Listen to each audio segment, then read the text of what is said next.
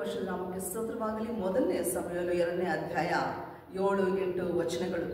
ಬಡತನ ಸಿರಿತನಗಳನ್ನು ಕೊಡುವವನು, ತಗ್ಗಿಸುವವನು, ಹೆಚ್ಚಿಸುವವನು ಯೆಹೋವನೇ. ಆತನು ದೀನನನ್ನು ಧೂಳಿಯಿಂದ ಎತ್ತಿ, ದರಿದ್ರನನ್ನು ತಿಪ್ಪೆಯಿಂದ ಎಬ್ಬಿಸಿ, ಪ್ರಭುಗಳೊಂದಿಗೆ ಕುಳ್ಳಿರಿಸಿ, ಅವನಿಗೆ ಮಹಿಮಾಸನವನ್ನು ಬಾಧ್ಯತೆಯಾಗಿ ಅನುಭವಿಸಿದ್ದಾನೆ.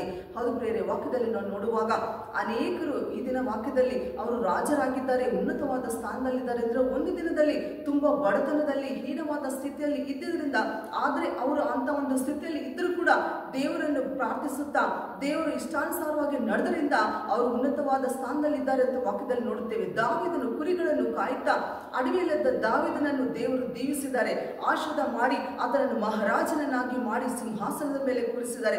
ಯೋಸೇಫನನ್ನು ನೋಡಿದಾಗ ಅವರ ಅಣ್ಣ ತಮ್ಮಂದರೆಲ್ಲರೂ ಕೂಡ ಆ ಒಂದು ಕುಣಿಯಲ್ಲಿ ಹಾಕಿದ್ರು, ಆದರೆ ದೇವರು ಆತನನ್ನು ನೋಡಿ ಕುಣಿಯಿಂದ ತೆಗೆದು ಒಳ್ಳೆ ಉನ್ನತವಾದ ಸ್ಥಾನದಲ್ಲಿ ಆ ಒಂದು ಐಗುಪ್ತ ದೇಶದಲ್ಲಿ ಒಂದು ಪ್ರಧಾನ ಮಂತ್ರಿಯಾಗಿ ಆತನನ್ನು ದೀವಿಸಿ ಆಶೀರ್ವಾದ ಮಾಡಿದ್ದಾರೆ. ರೂತನನ್ನು ನೋಡುತ್ತೇವೆ, ಮೋಯಾಬು ಸ್ತ್ರೀ ಗಂಡನನ್ನು ಕಳೆದುಕೊಂಡಾಗ ಅತ್ತೆಯನ್ನು ಹಿಂಬಾಲಿಸಿ ಆಕೆಯು ಬಂದು ಐಜ್ರೇಲ್ ಅಲ್ಲಿದ್ದು ಅಲ್ಲಿ ಬೋಯಾಜು ಒಂದು ಹೊಲದಲ್ಲಿ ಹೋಗಿ ಆಕೆ ಕೆಲಸ ಮಾಡುತ್ತಾ ಇದ್ದಳು. ಆದರೆ ಆಕೆಯ ಹೃದಯವನ್ನು ನೋಡಿದ ದೇವರು, ಆಕೆಯ ಒಳ್ಳೆತನವನ್ನು ನೋಡಿದ ದೇವರು ಆಕೆಯನ್ನು ಆಶೀರ್ವದಿಸಿ ಅದೇ ಬೋಯಾಜನಿಗೆ ಪತ್ನಿಯಾಗಿ ಮಾಡಿ ಯಾವ ಹೊಲದಲ್ಲಿ ಆಕೆ ಕೆಲಸ ಮಾಡುತ್ತಿದ್ದಳು ಅದೇ ಹೊಲಕ್ಕೆ ಅವಳು ಯಜಮಾನೂ ಆಗಿ ಆಕೆಯನ್ನು ದೇವರು ದೀವಿಸಿದಂತ ನಾವು ವಾಕ್ಯದಲ್ಲಿ ನೋಡುತ್ತೇವೆ.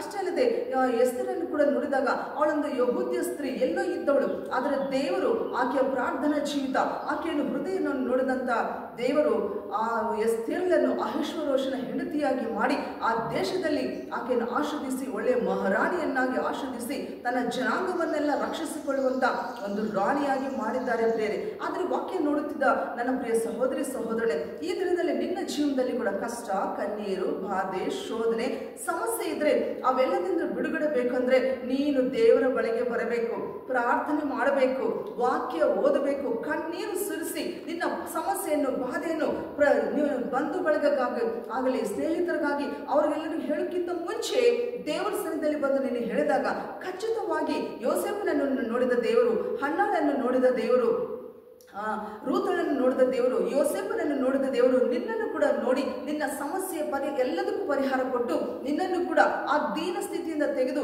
ಉನ್ನತವಾದ ಸ್ಥಾನದಲ್ಲಿಟ್ಟು ಅನೇಕರಿಗೆ ನಿನ್ನನ್ನು ಮಾದರಿಯಾಗಿ ಆಶೀರ್ವಾದಕರವಾಗಿ ಇಡುತ್ತಾರೆ.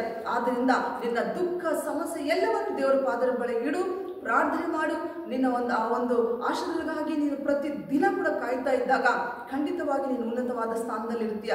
ಅಂತ ಒಂದು ಆಶೀರ್ವಾದಕರವಾದ ಜೀವನ ಜೀವಿಸುವುದಕ್ಕೆ ಪರಿಶುದ್ಧಾತ್ಮ ತಂದೆ ನಮ್ಮೆಲ್ಲರೂ ಕೂಡ ಸಹಾಯ ಮಾಡಲಿ. ಆಮೆನ್.